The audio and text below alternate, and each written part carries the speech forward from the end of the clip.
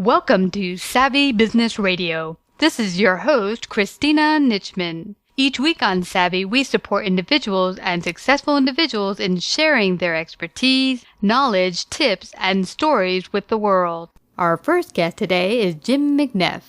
Former police officer and retired lieutenant joins us to discuss his latest book, Justice Revealed. We talk about building the gap of understanding and tolerance in the community. Find out more about Jim and his books at badge145.com.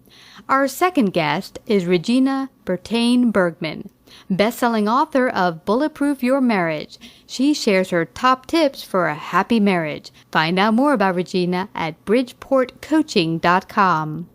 Hi, Jim. Welcome to Savvy Business Radio. How are you today? Hi, Christine. I'm fine. Thanks for having me on. I'm very, very happy to have you on. It's such a blessing that you reached out to me. More than ever, I think our whole audience and the world needs to hear your message. You have a wonderful book coming out on August 22nd, 2006 called Justice Revealed. You've served as a police officer for many, many years, and now you've come to bring the message of Christ and hope to the universe, that we're all not separate, cops and citizens alike. We're all one. So share a little bit about how you became a cop and what kind of prompted you to write Justice Revealed. Well, thanks, Christina, again, for having me on the show. This is a thrill to be here. My law enforcement career actually began in the Air Force. I enlisted a year out of high school. I allowed the Air Force to pay for my college. Thank you, Uncle Sam. I had a wonderful, wonderful job while I served. I actually flew as a crew member on a presidential support detail while I was in the service. So the life experience that brought was phenomenal. I was hired into law enforcement right out of the military. I returned home, which was to Southern California. So I went to the police academy there, and I was hired by the city of Fountain Valley, which is in Orange County, California. People wonder, okay, hey, where's Fountain Valley? And I say it's basically between Disneyland and the beach. So I actually had a very nice geographical location where I worked then for the next 27 years. I had what I would call a very fulfilling career. It seemed like every 4.5 years, I either had a job reassignment or I had a promotion. So literally there was not an aspect of the profession that I did not work. Everything from, you start out in patrol. I worked undercover narcotics. I worked as a plainclothes detective. I worked supervising those units, worked as a watch commander, doing personnel and training. Because of the size of my department, our SWAT team was a collateral assignment, so I worked that for 12 years, and I just had a very fulfilling career. I was able to participate in a lot of things, and so I do not feel cheated whatsoever. What actually led to the book, when I retired after 30 years of wearing a uniform and a badge, I actually thought I was going to breed and train German Shepherds. That was what I thought my avocation was going to be. However, along with buying my new pups and starting the training process and then eventually breeding them, two of my other loves in life have always been studying scripture and writing. And so I began to do both of those as I had more disposable time on my hand. And as I began to study scripture and write, I was new to Facebook at the time. This was probably 3.5, 4 years ago. I just began to put some of my posts on Facebook, and I wound up with some pretty affirming response with some people that I respected a great deal. Then I had some friends who just joked. They said, hey, you should write a book. And I really never thought about it. But then I opened up my laptop one day and I thought, my goodness, I've got story upon story that would connect to Scripture. And as a follower of Christ, I diligently prayed. I said, okay, God, is this really what you want me to do? I thought I was going to be, again, breeding and training German Shepherds, but I'm willing to do whatever you want me to do. And those prayers seemed to be affirmed by mentors in my life. And as I read more Scripture, I thought, when you actually even look at Scripture, one of the ways that Jesus typically taught, he would teach in parables. He would tell a story, and the story had meaning. And so I felt like that was God telling me that, hey, you know what?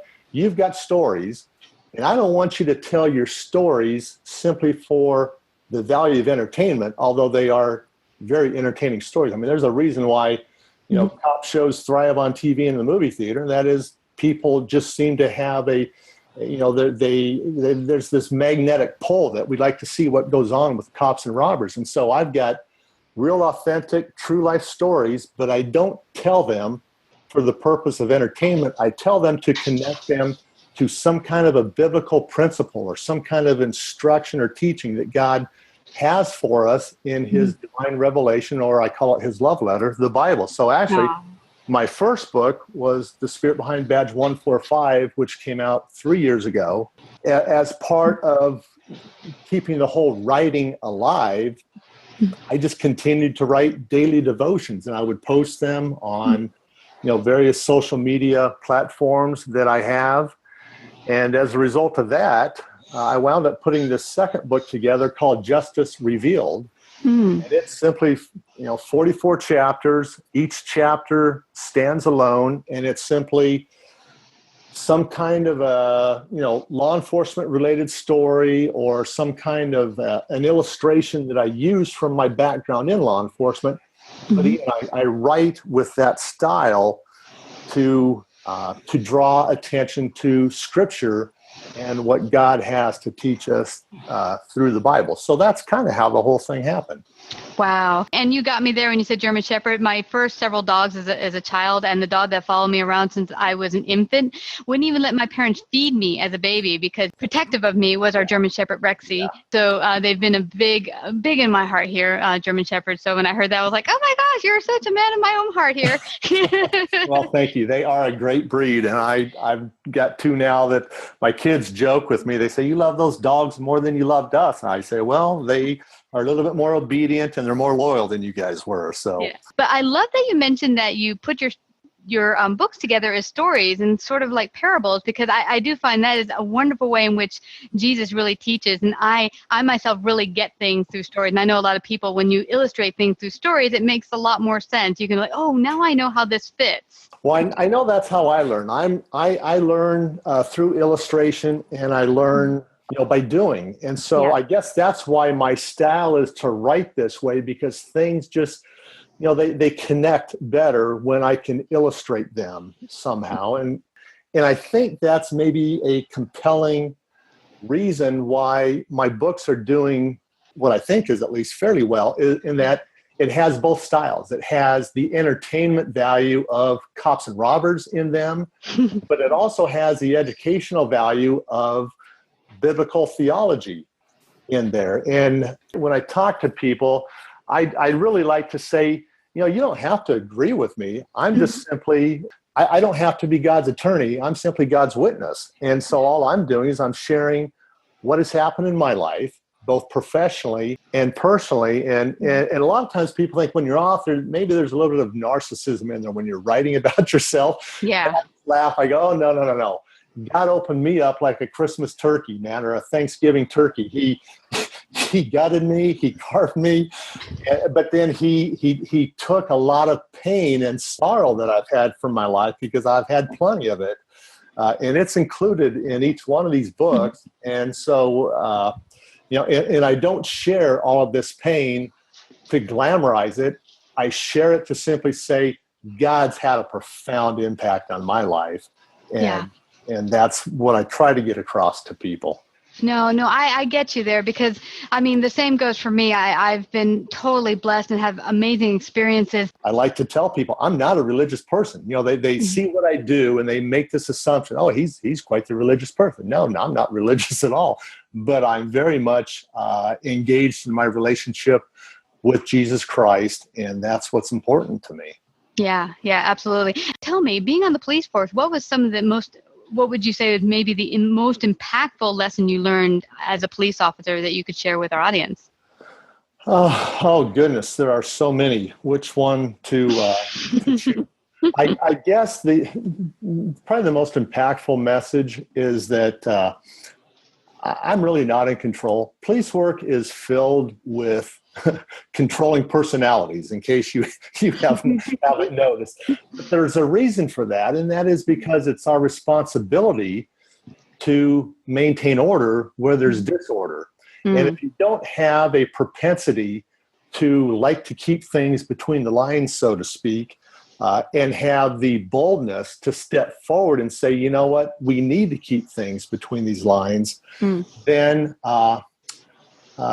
chaos ensues. And so, learning that ultimately I wasn't in control, God's in control, and I'm simply his vessel. I guess the story that I'll try to share with you real briefly, or at least the first one that popped into my mind, as to how I am not in control. It happened around 2002. I was involved in a fatal shooting, and it was I'm not even going to go into all the details other than a man tried to take my head off with an axe. I wound up with broken ribs as a result, a detached labrum, some other shoulder injuries, a torn rotator cuff. But when you go through something like that, and you have to take the life of another, I don't talk about that cavalierly at all. I don't glorify in that.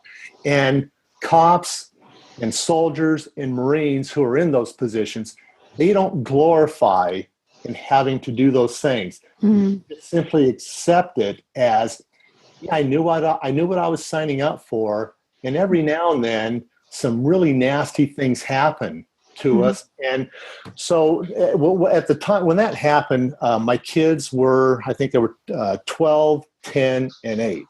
Well, you don't exactly go home and share those gory details with the 12, 10, and 8-year-old. And so we didn't. Matter of fact, when the shooting occurred, my wife was away at a retreat up in the mountains in Southern California. So she actually had to be notified that I was just involved in this fatal encounter by the local sheriff's department.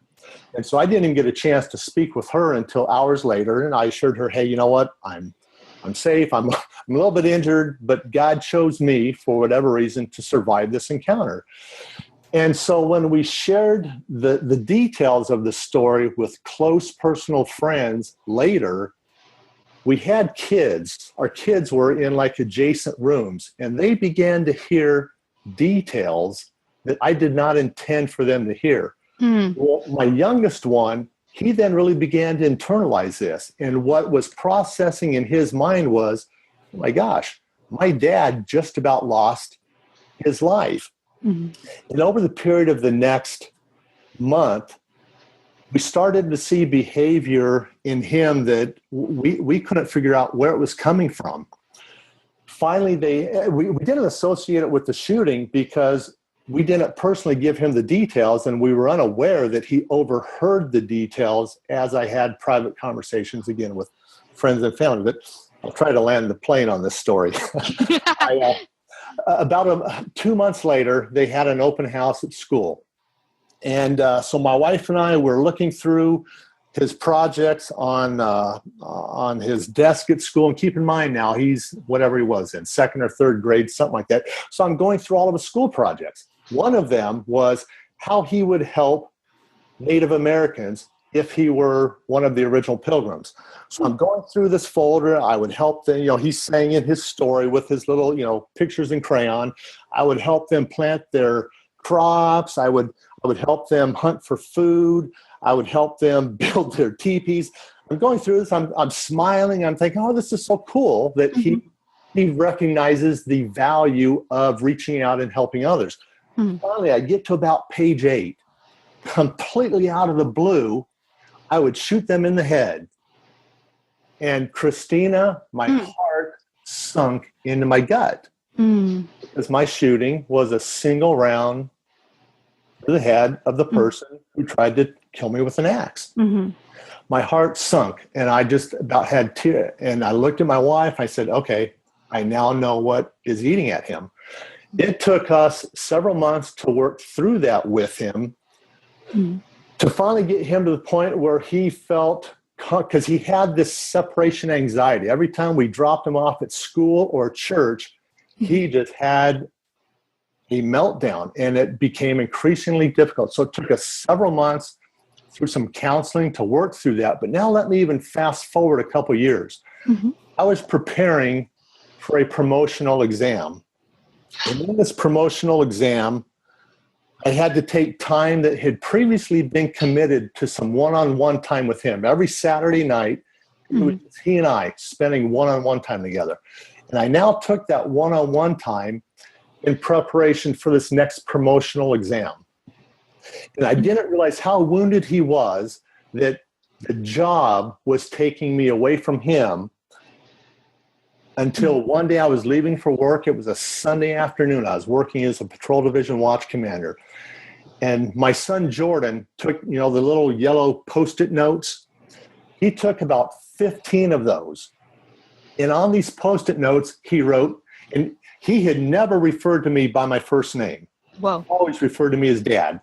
On these Post-it notes, he wrote, Jim, don't be chief.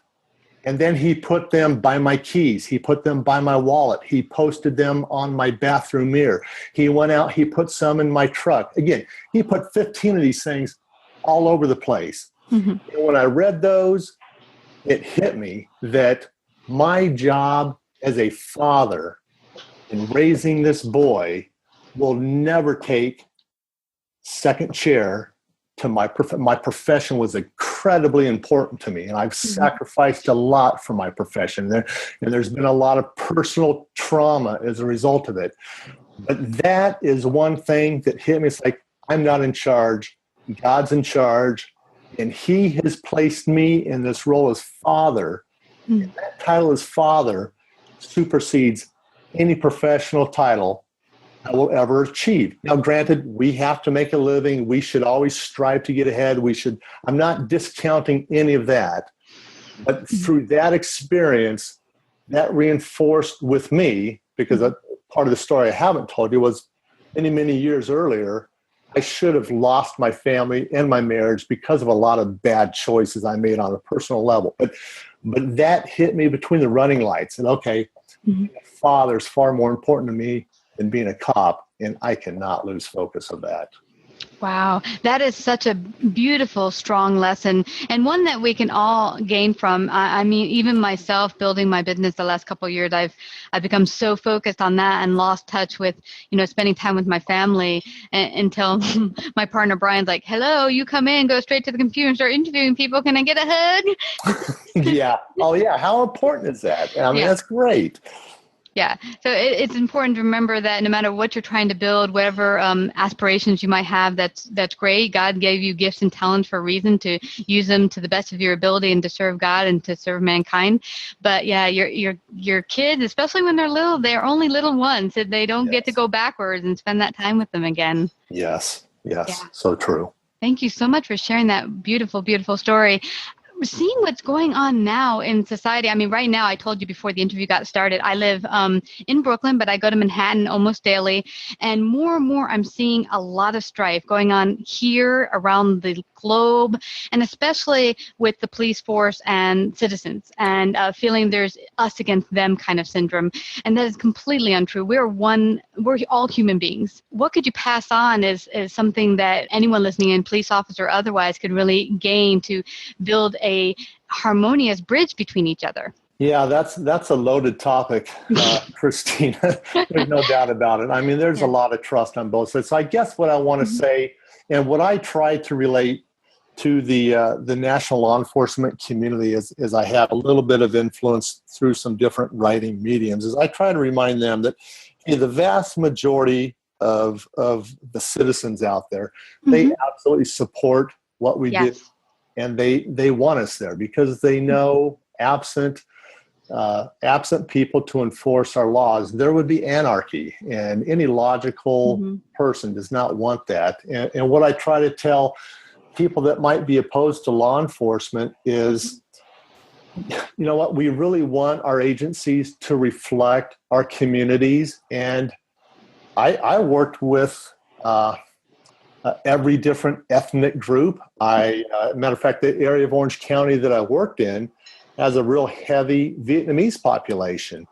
And so we really do try to bridge the cultural gaps that are out there, but both sides need to recognize that there are gaps that need to be bridged. Mm-hmm. and both sides need to recognize the perspective of the other. And I think Yes. right now that's where law enforcement is feeling like, there may be, they've been kicked in the gut a little bit, because it seems like so many of the people that have the microphones in front of them Yeah.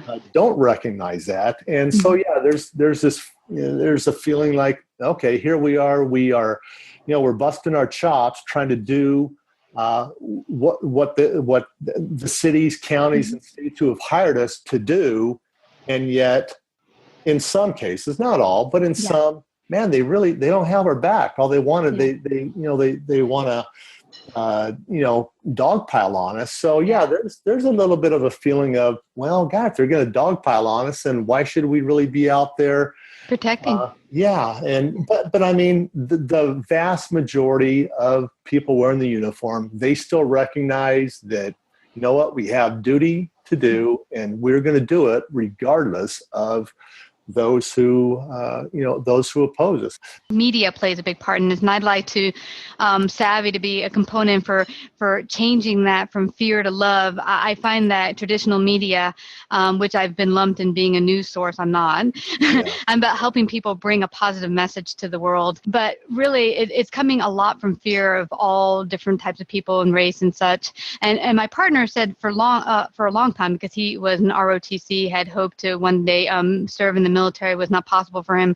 But he said, really, one cannot exist without the other, meaning we need citizens to help the police force and the law enforcement. We need the citizenry to come together and to kind of be a watch force and to help out so that we can all be safer together. They can't do it alone. We can't just have, like we do in New York, 9 million people and just 40,000 cops. We need the citizens to help the cop force. But right now, as I'm sensing from both populations, meaning the law enforcement and the citizens, is there's a lot of tension, underlining tension.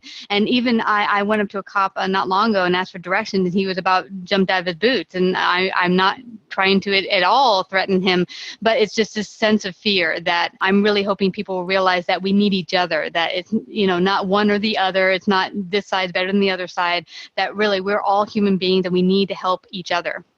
Hey, can I just say amen to that, Christina? Amen. That is just so true. And the old saying that you really shouldn't judge a person until you've walked a mile in his or her moccasins. And that really is true. It's, right now the law enforcement community is being judged by people who really have no idea what that journey has been. Mm-hmm. And I don't want to sit here and judge those who are going to be antagonistic towards us, because I haven't really walked in their shoes either. But the reality is, I know what I've been asked to do. Mm-hmm. I want to do it as ethically and lawfully as possible. But the reality is, there's a lot of ugly things that happen in police work, and it doesn't matter how lawful or how justified the use of force is. Using force is always ugly. Yeah.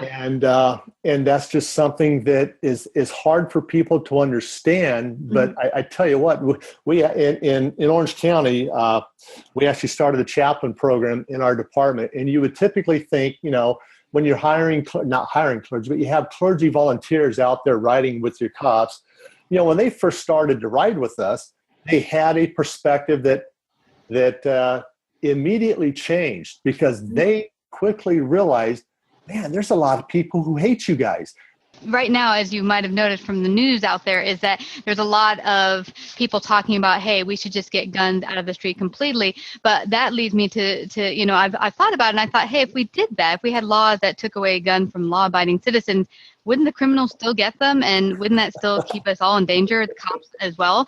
Do you think that's a safe route or not really? No, I'm very much against that. The reason being, you look at the counties across this country where they actually have a pretty liberal laws and liberal policies getting guns into the hands of their citizens, whether it be through CCWs or open carry, and their crime statistics are always much, much lower locations. Because the reality is, here, let me even use this example. Okay. We had a liquor store once in our town, and the shop owner there always kept a .357 revolver under his counter. Well, he wound up it was an armed robbery one night. Bad guy came in, had the drop on him, had his gun pointed at this guy, and the bad guy was shot and killed by the shop owner. You want to know when the next time that store was robbed? It was probably 10 years later. You want to know why?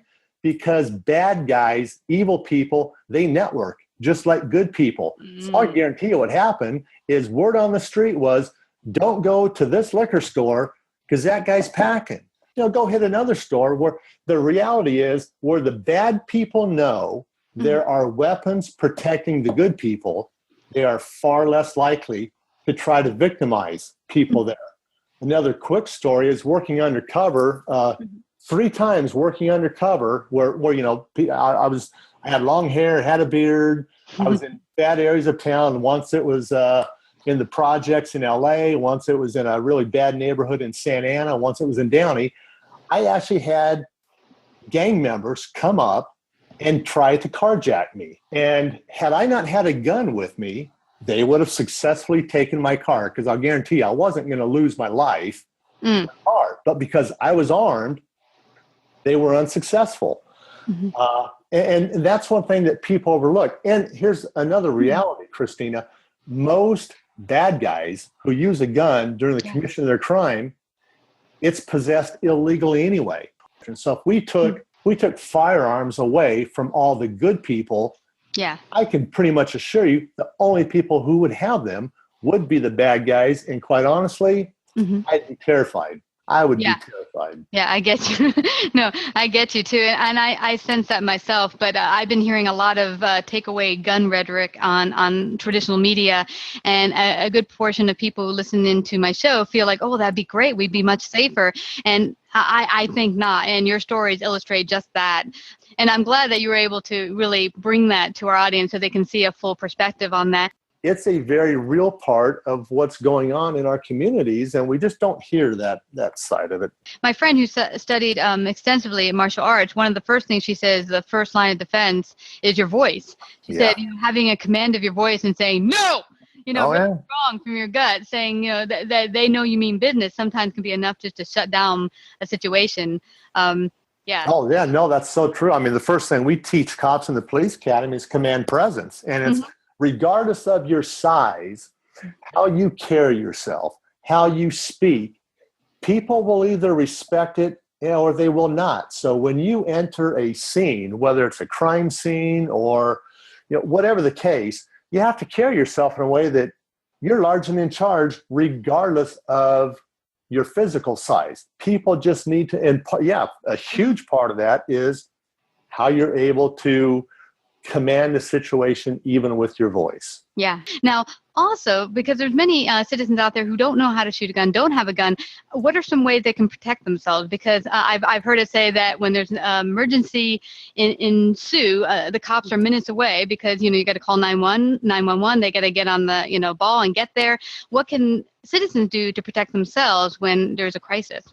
Yeah, well, put it this way, whatever option you choose, whether it's a firearm for your home or whether it's something like pepper spray or whatever the option is, you have to be familiar with it. You have to be ready to use it. You have to have the mindset to use it. So whenever anybody asks me, hey, would you recommend a gun for home protection? I would say, not if you don't become intimately familiar with it and not if you don't have the mindset to use it. You have to have both those things in play if you're going to use any instrument to protect yourself. So if someone can't, and again, I get the whole, I get the whole argument. I just don't agree with disarming our citizenry. But whether, again, it's a firearm for home protection or whether it's, I tell females pepper spray. I mean, I'm a huge advocate of a little pepper spray, in your purse or pocket or something like that, because pepper spray is extremely effective on most people that are involved in these types of crimes. And some pepper spray, trust me, I've been pepper sprayed myself accidentally several times during arrest encounters. Some people are very susceptible to it. Some are only mildly susceptible to it. I will say I'm in the category of someone who's very susceptible to it because a few times I've had, the overspray from the mist that's flown into my eyes and my nose. The next thing I knew, I had tears coming out of my eyes, and I was just crying like a little baby, and I had, all the ooze running out of my eyes and nose. And pepper spray is very effective as a weapon, as a self-defense type of weapon. And just anything that you can do that is going to buy you time or get you a position of safety. But again, you have to be competent with it. You have to be comfortable with it, and you have to have the mindset that you will use it if you're in a crisis.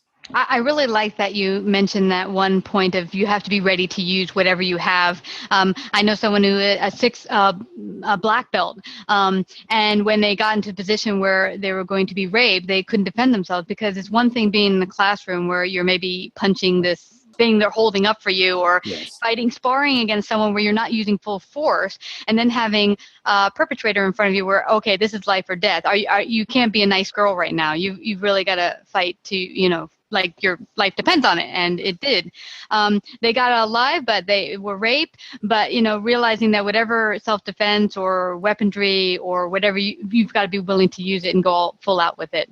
Yeah, no, that's a great example, which is, again, why I just tell people, keep it simple. Keep it extremely simple. Don't make it complex. Keep it simple, and just know that you have to have the mindset to use it. And that's why, I'm a huge proponent of guns, and I clearly have them in my home for home protection. But when people ask me about it, I don't advise it unless you go out and practice with it, and you have the mental capacity to use it if your life is in danger. If you don't think you have the ability to use it when your life is in danger, and or you don't practice with it, you do not get one.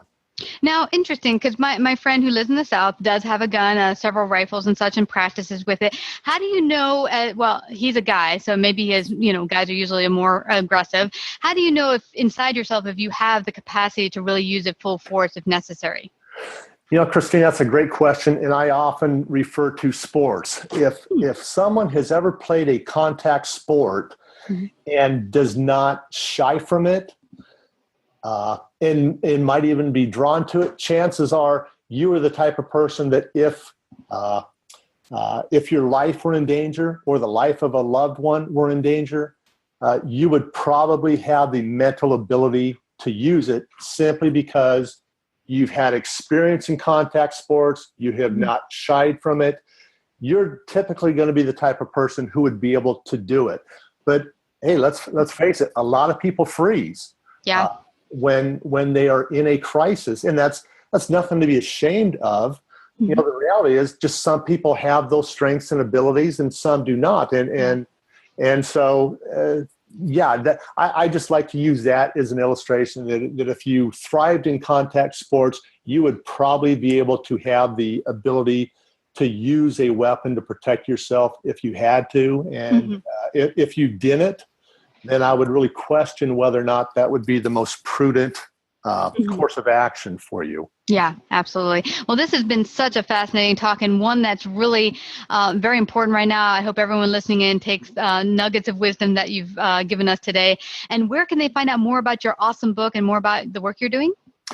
Well, thanks, Christine. Justice Revealed is available either through Amazon online or Barnes & Noble online, but I would love to refer people to my website. You can also get to those same links through my website, which is badge145.com. Again, that's badge145.com. And I've got just a load of information there for anybody who might be in law enforcement or anybody who's just interested about, hey, how can a cop really write daily devotions? Hey, just check it out, and maybe there will be something there for you. You betcha. Well, thank you so much, Jim. I'm very grateful and blessed that you came out to join us today. Thank you for coming to Savvy Business Radio. Thank you, Christine. I enjoyed it. Now, here's our interview with Regina Partain Bergman of Bulletproof Your Marriage. Hi, Regina. Welcome to Savvy Business Radio. How are you? I am wonderful, Christina. How are you today? I'm doing fabulous, and I'm so happy to have you out here today talking about your best-selling book, Bulletproof Your Marriage, and we're going to touch on how you became a life coach, a relationship coach, and communication skills, how that relates to not just couples, but just all people in general. Tell us a little bit about your background. Well, I have been a wife, a mother, a grandmother, I've owned my own businesses, had a staffing company for 12 and a half years that was fairly successful in the panhandle of Texas, and went out of business with the crash of 2008. And I am an innkeeper. I have a bed and breakfast in my home. I saw that. I must visit. And that has been delightful. I've been doing that for about 4.5 years. And we've just had the opportunity to share our home with so many wonderful people coming through there. And we just pamper them. I am known as the chief pamperer. Oh, I love pampering.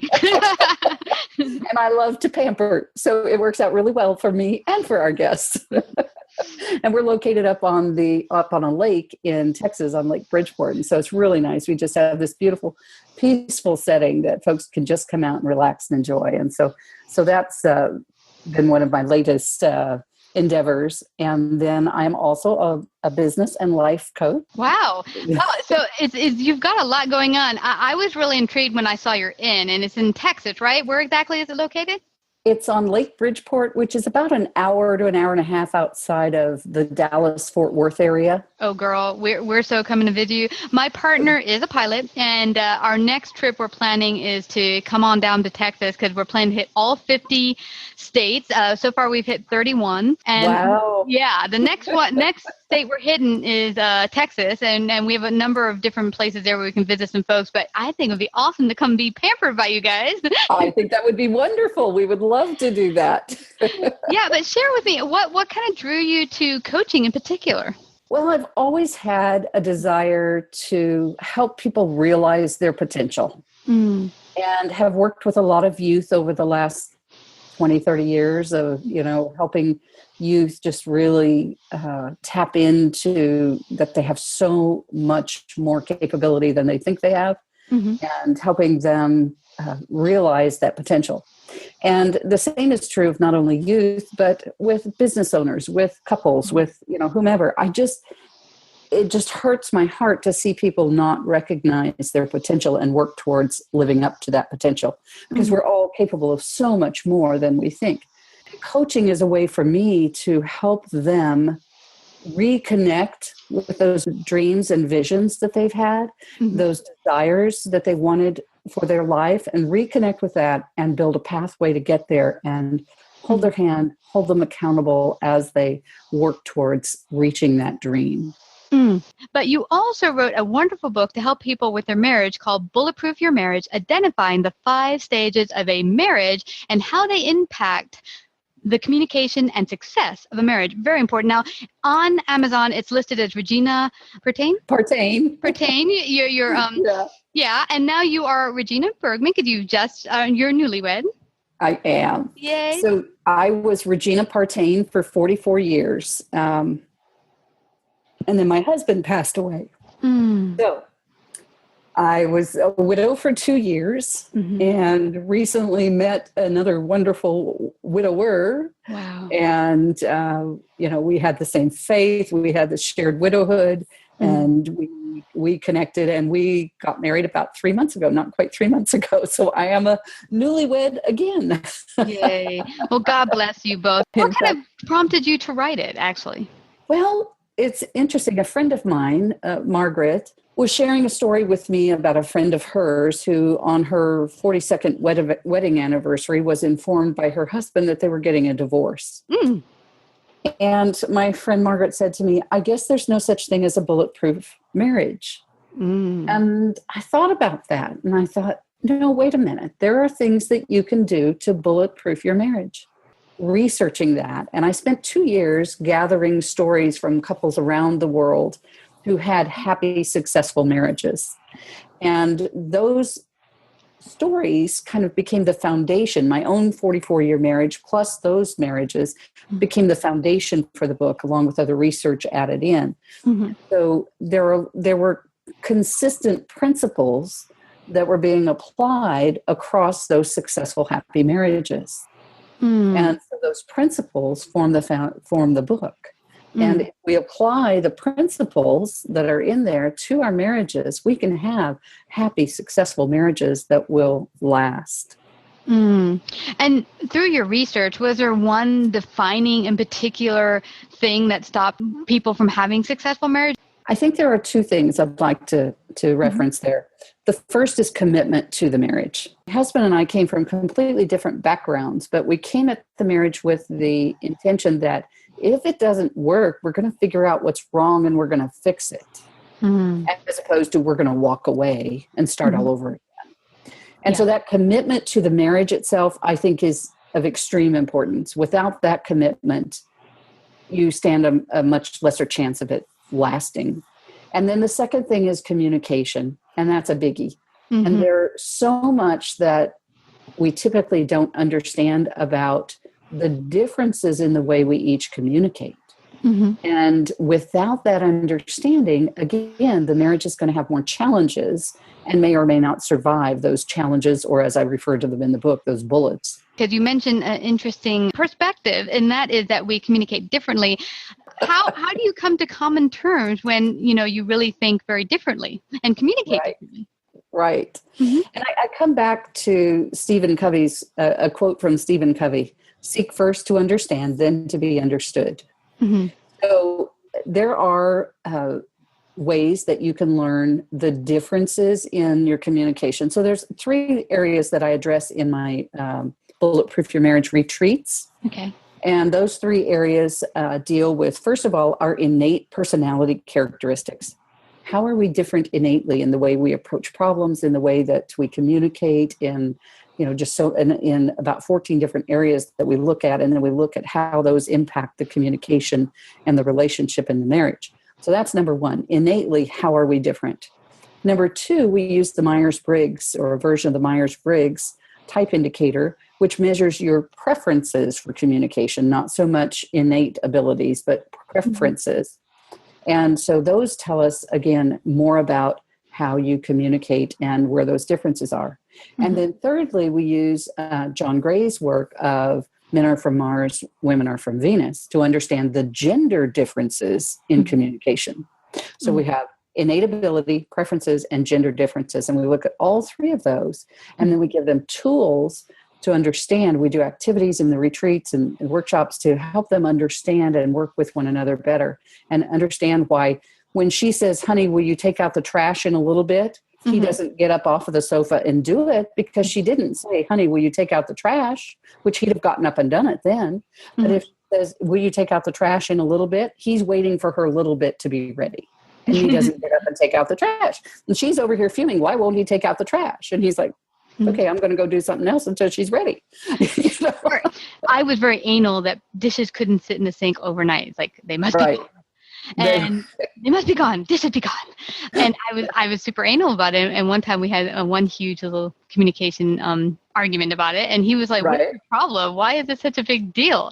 And now I've gotten over it, and he always cleans the dishes. But I think it was the nagging, and this is something women do that's detrimental to communication, is this kind of nagging thing. It's like, okay, I'm just tuning you out, dude, because you're annoying me. Exactly. So you hit the nail on the head, though. Later rather than sooner, but you hit the nail on the head. You talked about it, or you had some kind of interaction about it. Now, the ideal thing would be to have that interaction early on and say, for whatever reason, this is a biggie for me. I know it sounds really minor, but it's a biggie for me. Can we agree that this is how we're going to handle this?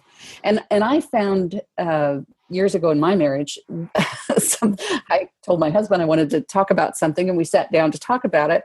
And I immediately told him where my source of pain was, and he felt attacked, and the conversation ended. It went into an escalated, environment, because, he felt attacked. And so I found that the better way for me to approach that, if I'm the one wanting to have the conversation, then I need to start that conversation off with, hey, I know we have a problem here. Tell me what it is I can do to make it better from your perspective. Let them get the first input. Then they don't feel attacked. Yes. And for me, what helped is not being so anal that, oh my gosh, a dish is sitting there. Why is it still there? But see, a lot of that comes from our history, and we may not even know where in our history. And we each come into the marriage with baggage. And that baggage will play out somewhere in our communication. Mm-hmm. And so recognizing that and then taking steps to come together and set ground rules and understand one another, Yeah. and doing it when it's not an issue, not in the middle of the issue. Don't take it up then, because you're not going to get any place good. So That's right. take it up when you're not having the issue. Another area that seems to be a real problem for men and women comes back to this gender difference, in that women have a different style of solving problems than men do. Mm-hmm. Women talk it out. We talk it out, and we come to our, we probably already kind of know when we go into the discussion what we want to do, but we need to talk it out to reassure ourselves, to make sure that that's right, get a little input.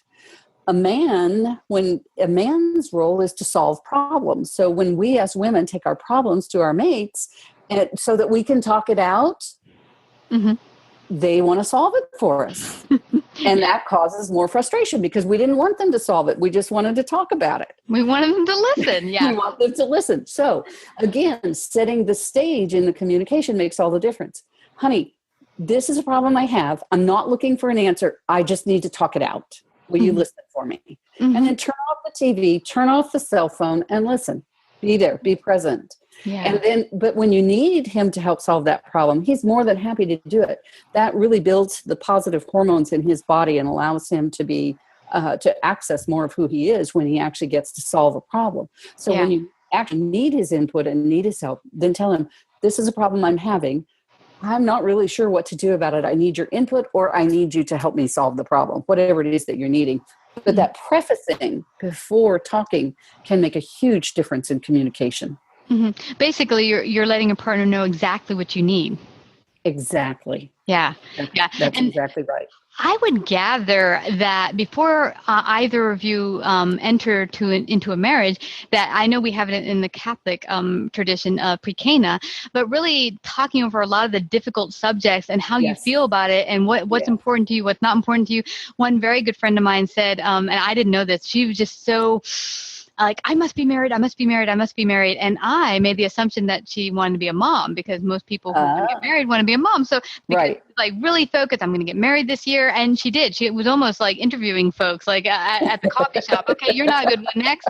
But no, she found a wonderful, wonderful guy who they were very congruent on a lot of different subjects, and they loved each other. They fell in love. They got married about 2 years later. But the one thing they never discussed is children, and she never wanted children, and he did. So a year into marriage, they got a dog, because she thought that would make him feel like, okay, I got someone to take care of. And he was like, no, not my offspring. Dog does not quite cut it. They started to have some difficulty or upsets in their marriage.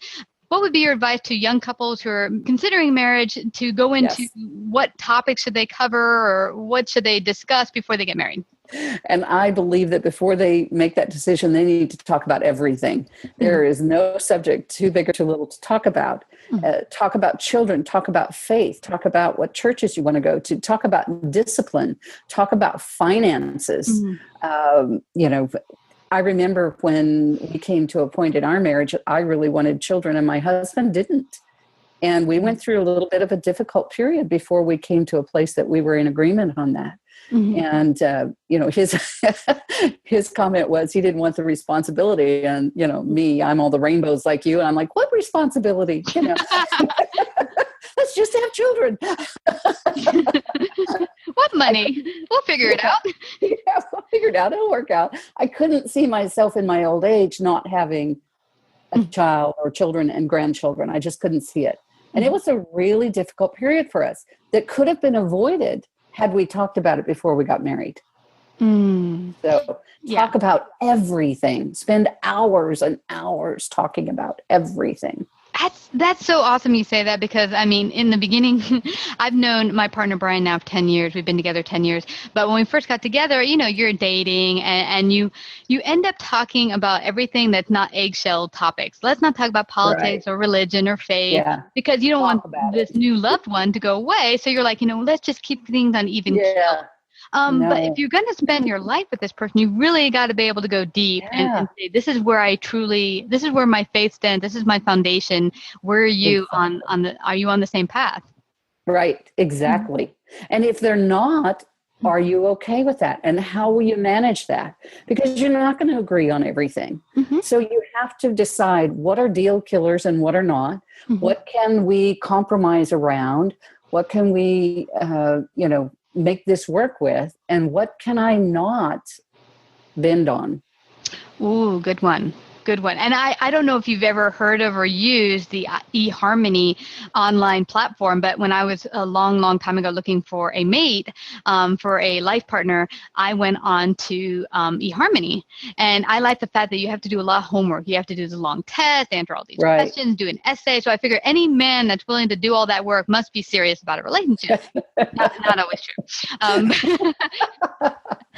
But what I really liked about their assessment is part of it was what are 10 deal breakers and what are 10 must-haves in a relationship, which I never really thought about. So it was really good for me to go through that assessment to realize, okay, what are 10 deal breakers that I just, can't live without in my relationship? And what are 10 must-haves and what are 10 things I won't have, that I won't deal with, they're not acceptable to me. Right. Yeah, that's really good. That's really good. And I think we just don't do enough of that in our society, of really understanding what it is we want and then what it is that we have together.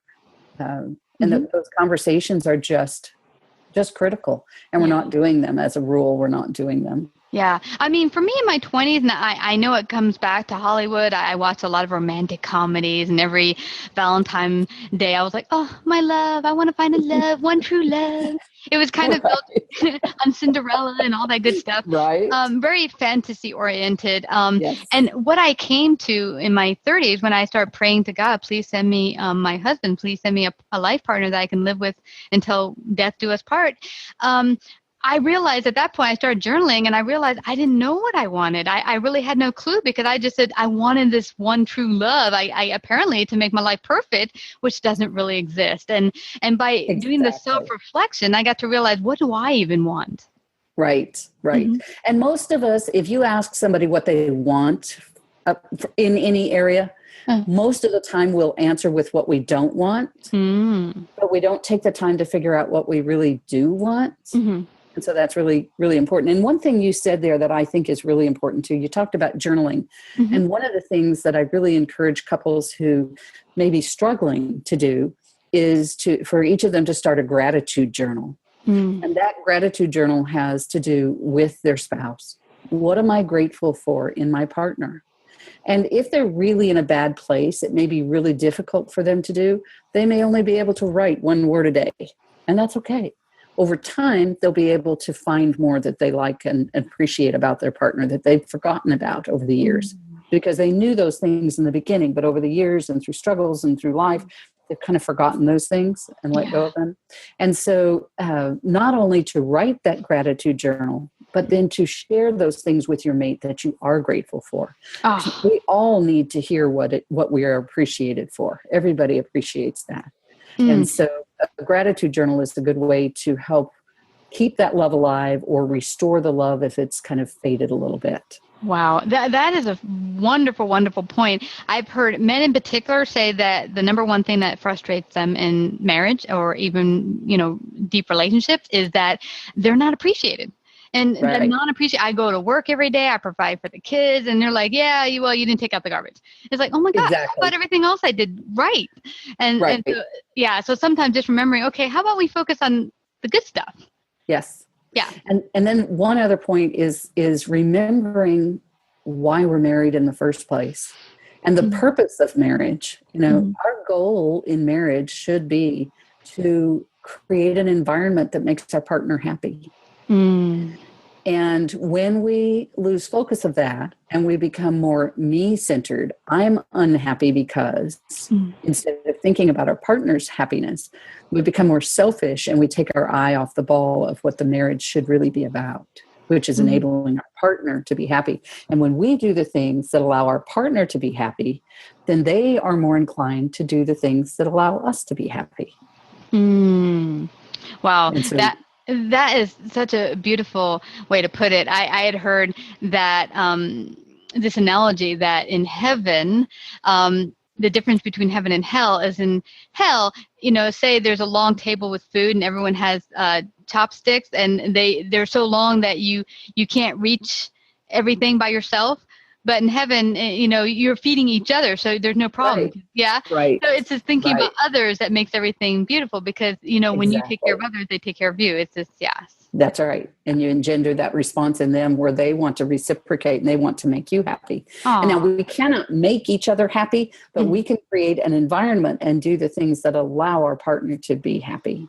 Yeah, absolutely. That is a wonderful point. Now, also, I gathered from earlier in your conversation, what is a good place to start? Say, maybe you're in your early 20s and you're thinking, I want this beautiful relationship someday, or maybe to get married and have children. That possibly a great place to start is really getting to know who you are, not only what your wants and diswants are, but who are you as a person? What makes you tick? Yes. Yes. I think that's a great idea. And what do I want out of life? And what are my goals? And what, so then when you're clear about who you are, it makes it much easier, I think, to find that person that complements that and you complement for them. Yeah. And you. Oh, I like compliments so much better than complete. When I was in my 20s, I was like, I want someone to complete me. And it's just such a silly thing, because God made us completely whole. He didn't make us like half a person. We're not running around as half a people here. So this idea that this other person completes you is, for me now, in my older wisdom, it's like a little absurd. But really, that we're both complete and we can complement each other. And that's what I find with that's what I found with my partner, because as I said, I'm kind of easy breezy, rainbows, and he's practical and grounded. Yeah. I told my husband, after we've been married for a little bit here, I told him, I said, well, it's your job to at least try and keep 1 foot anchored to the earth for me. Just one. I don't float away completely. Absolutely. And I like what you mentioned before, that not only do you have a wonderful book to help marriages out there and anyone maybe even considering marriage, what to think about, but also you do wonderful retreats, which I heard you mention. Share a little bit about your retreats and where people can get your book and find out more about you. Thank you. Well, the retreats, we're currently doing a 1.5-day retreat for couples, and it's an intimate setting, about 10 couples. And in that process, we go through a lot of experiential activities to help them understand who they each are, who their partner is, what they bring to the relationship, where those frustrations in the relationship are, and why. And then we go through those 3 communication tools that I mentioned earlier, the Rembrandt portrait, the Myers-Briggs, and John Gray's work, Mars and Venus. And we bring all of that in so that they understand each other and themselves from those perspectives, and they walk away with tools to help one another. We had a couple this last retreat that they'd had issues for 14 years, and they had spent a year in marriage counseling. And after this 1.5 days, they walked away saying they got more out of this 1.5 days than they did the year of marriage counseling. It was that powerful for them. Wow. So we can be found at bridgeportcoaching.com. That's BRIDGEPORT coaching.com. And there's a link on there that you can sign up to get on the list for a retreat, or you can take the link out to the book. There's also an interview format on there, the same interview format that I used with the couples in writing the book. And couples found that to be such a huge benefit to their marriage, to just go through the interview, because it starts with your love story and then the tougher stuff. But they found, some of them said, I fell in love all over again just doing the interview. So, so that interview format is on there, that they can do that as well, and interview themselves, if you will, go through that process, reignite that love, how they got started, and really evaluate some of the things in their marriage. How did you come about forming some of the experiential exercises? Was it something just built upon experience and building your own strong marriage, or? Some of it is just, from trainings I've taken over the years, and, just bringing a lot of tools together in one package that I felt would be most beneficial for the couples. Wow. Well, I'm so blessed and grateful that you came out to share this important topic, and I'm hoping it'll bless many others in building a stronger marriage, and those who are looking to someday be married. And I just want to thank you again, Regina, for coming to Savvy Business Radio. Thank you, Christina. It's been my pleasure. I've enjoyed it tremendously.